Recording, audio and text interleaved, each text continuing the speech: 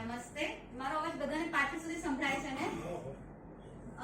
Thank you for the coming. Welcome to the Stubbs Spine Hospital, where advanced spinal technology meet compassionate. વ્યાધિને છે વધારો, જ્ઞાન છે અનમોલ. This proverb reminds us that knowledge is invaluable. સંકલ્પમાં શક્તિ, વિશ્વાસમાં જય, strength in determination, faith in victory. Let me share with you the inspiring journey of our spine experts, Western India's youngest and of course first robotic spine surgeon. He is a Dr. Mirant Dave. Now Dr. Ravi Ranjan Rai. He is known as a perfectionist. He is expertise in anterior spine surgery. Now Dr. Shivanand Mai. He is known as a man with golden heart and expert in minimal invasive spine surgery. So when we see Dr. Devanand sir operating, it feels like poetry in motion. Like experts, he is an expert in spine tumor surgery.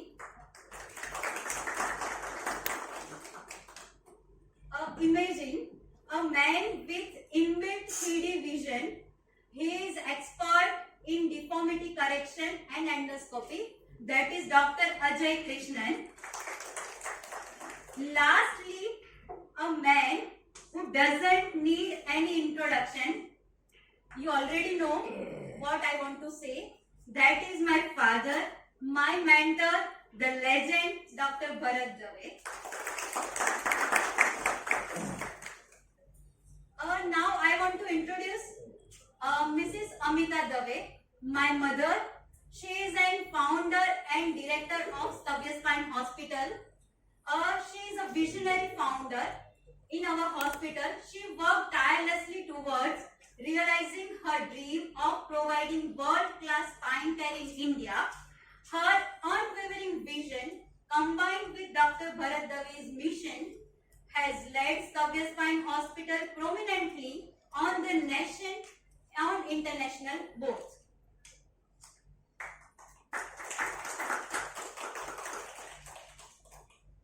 The collaborative efforts of our 6 spine surgeons team have been instrumental in shaping the success of Stubbs Spine Hospital. Their dedication, expertise and collaborative spirit have enabled us to achieve remarkable outcomes and set a new standards in spine care. At Stubbs Spine Hospital, our mission is to provide holistic care, focusing not only on treatment but also on rehabilitation and overall well-being. We encourage everyone to prioritize spine health and understand that સ્વાસ્થ્ય છે ધન, જીવન છે અનમોલ. Health is wealth, life is invaluable. To the media, we extend our heartfelt gratitude for joining us today. Your support amplifies our message and helps reach those in need. To our patients, we promise to continue striving for excellence, ensuring that you receive the best spine care possible and embark on journey towards a healthier, pain-free life. Thank you. Now, I would like to all the 6 of spine surgeon to to start the diya and 2 minutes of prayer.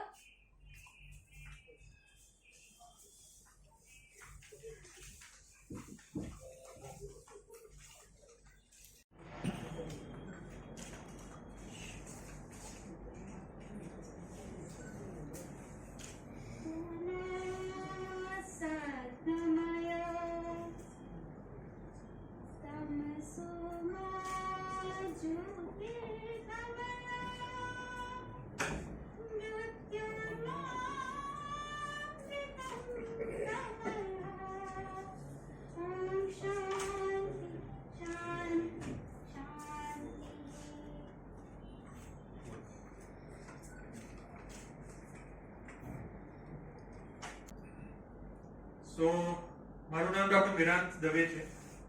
I am an orthopaedic spine surgeon. એટલે મારું basic knowledge બધું orthopaedics નું છે, પણ I am trained to be a spine surgeon specifically. હવે what is the preferred language? કોઈ non Gujarati ખરા જેને ગુજરાતી ના ખબર હોય એવું કોઈ? So can we have a common Gujarati language તો વધારે સારું પડશે.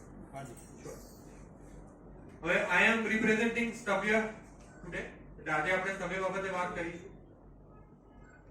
એટલે સ્તવ્ય શું છે?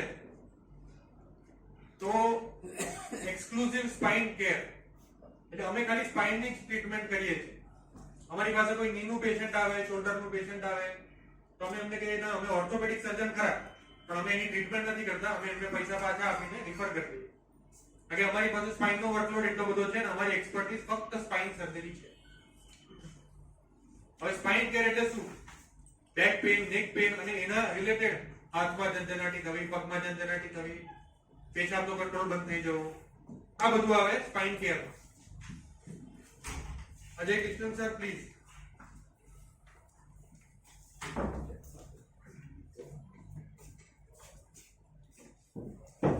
હવે વાત કરીએ સ્પાઇન કેર. તો સ્પાઇન કેર ની જરૂર કેમ છે? તો આપણે જોઈએ કે WHO શું કહે છે, વર્લ્ડ હેલ્થ ઓર્ગેનાઇઝેશન, એ સ્પાઇન બાબતે શું કહે છે. એટલે એમ કહે છે કે મસ્ક્યુલોસ્કેલેટલ હેલ્થ નામનું એમનું એક પેજ છે.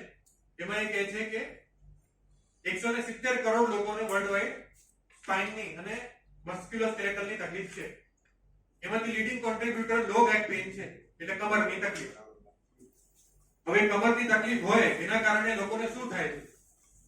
તેના કારણે લોકોને વહેલું રિટાયર થવું પડે, રોજબરોજની જિંદગીમાં બરાબર કામ ના કરી શકે, સોશિયલાઇઝ ના થઈ શકે. આવી બધી વસ્તુઓ લો બેક પેઇન ના લીધે થાય એવું WHO કહે છે. હવે જેમ પોપ્યુલેશન વધી રહ્યું છે, એજિંગ વધી રહ્યું છે, એમ કમરની તકલીફો વધી રહી છે. હવે મસ્ક્યુલોસ્કેલેટલ હેલ્થમાં બીજું શું આવે? તો જોઈન્ટના દુખાવા, હાડકાની તકલીફો જેમ કે ઓસ્ટિયોપોરોસિસ, મસલની તકલીફો જેમ કે સાર્કોપીનિયા, આ બધું આવે. પણ સૌથી વધારે આ બધા કરતા પ્રિવેલન્ટ શું છે? એ લો બેક પેઇન, કમરની તકલીફ.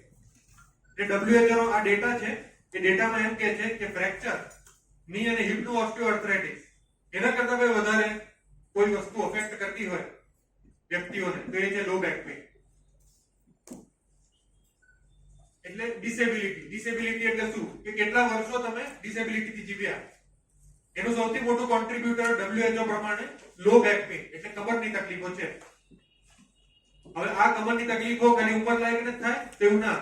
WHO એમ કહે છે કે કોઈ પણ ઉંમરે આ તકલીફ થાય અને એના માટે એમ કહે છે કે દરેક વ્યક્તિને જીવનમાં એકવાર આ કમરની તકલીફ થાય. હવે મોટાભાગના લોકોને કમરની તકલીફનો ઈલાજ શું? તો રિહેબિલિટેશન. રિહેબિલિટેશન એટલે સર્જરી વગરનો ઈલાજ એવું WHO કહે છે. હવે એમણે આવો એક મેપ દોર્યો છે એમની વેબસાઇટ પર. એ વેબસાઇટ પર મેપમાં એમ કહે છે કે લો બેક પેઇન એનો એક ઇન્ડેક્સ છે quality of life with disability. તો ડિસેબિલિટી થી જીવો એ લોકો એવું કેટલું, અને સૌથી લીડિંગ કોન્ટ્રીબ્યુટર કોણ? તો એ છે લો બેક પેઇન. પણ ઇન્ડિયામાં એમ કહે છે કે સૌથી વધારે પ્રિવેલન્સ કઈ કન્ડિશનનું?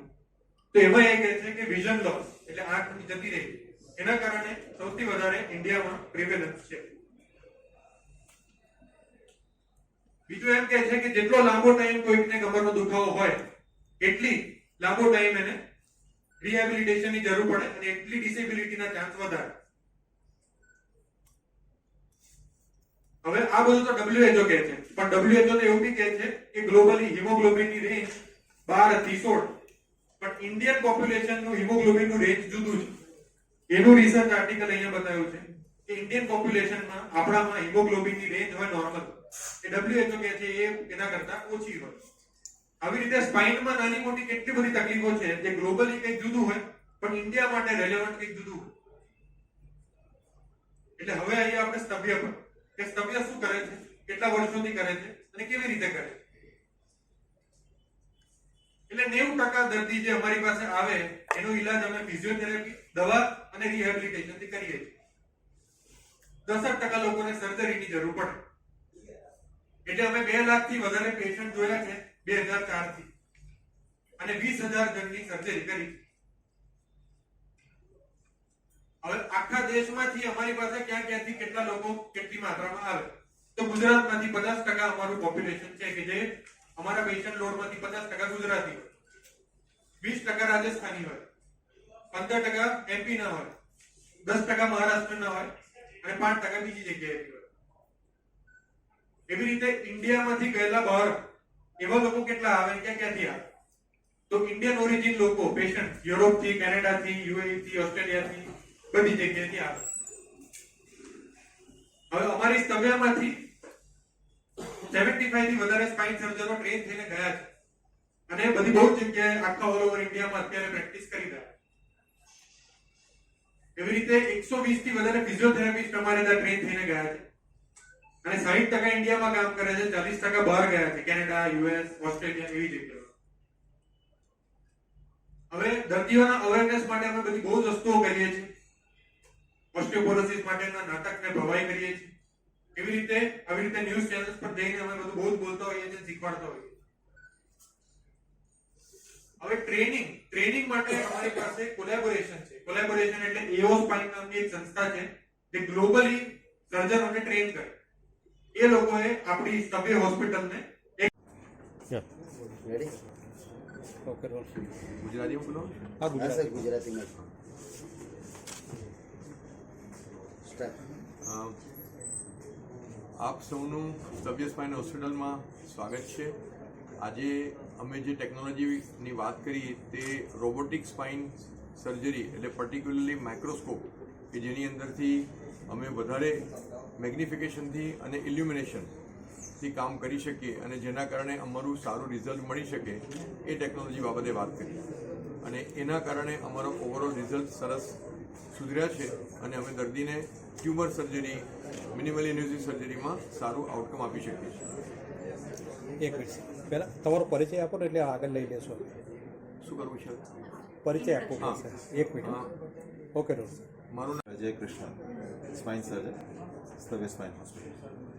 હવે આજે જે ટેકનોલોજીની અત્યારે આપણે વાત કરી એ ઇન્ડિસ્પેન્સેબલ છે અને આજની તારીખમાં જે બી સર્જરીઝ આપણે સ્પાઇનમાં કરીએ અથવા બીજા કોઈ બી વિભાગમાં કરીએ એની ક્વોલિટી, સેફટી અને પ્રિસિશન વધી જાય ટેકનોલોજીનો ઉપયોગથી. જેવી રીતે આપણા મોબાઈલ હતો નહીં અને અત્યારે મોબાઈલના મોસ્ટ એડવાન્સ ટેકનોલોજી છે એ બધી વસ્તુઓ આપણા જોડે સ્તવ્યમાં આજની તારીખમાં છે અને એનાથી પેશન્ટ્સના આઉટકમ સર્જરી બાબતે આપણે જોવું જ ના પડે એટલા સારા આઉટકમ આવે છે. ખાસ કરીને robotic microscope, navigation surgeries, robotic is the future.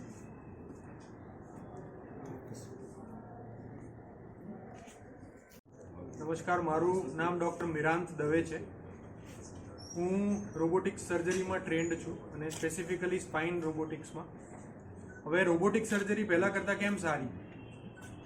તો પેશન્ટ વહેલું ઘરે જઈ શકે છે કારણ કે કાણામાંથી સર્જરી થાય છે, રિકવરી જલ્દી આવે છે કારણ કે વાડકાપ ઓછી થાય છે, લોહી ઓછું હોય એટલે બ્લીડિંગ ઓછું થાય, એના કારણે પેશન્ટને ઘણો બધો ફાયદો થાય. હવે રોબોટથી કરીએ એટલે એક્યુરસી અને સેફટી તો ઓફકોર્સ વધે જ છે. એટલે આ બધા કારણોસર પહેલાં જે સર્જરી થતી હતી એના કરતાં રોબોટિક વધારે સારી છે.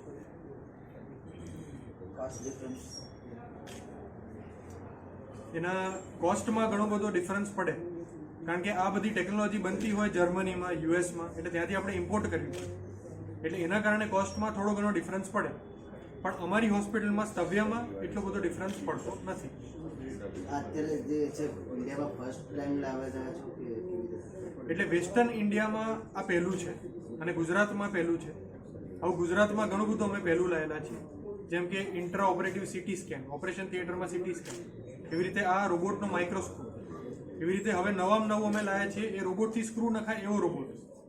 તો આ બધી વસ્તુઓ જે અમારી પાસે આવી છે એના કારણે રોબોટ અને એઆઈથી અમે ઘણું બધું સારું રિઝલ્ટ પેશન્ટોને આપી શકીએ. Okay thank you sir.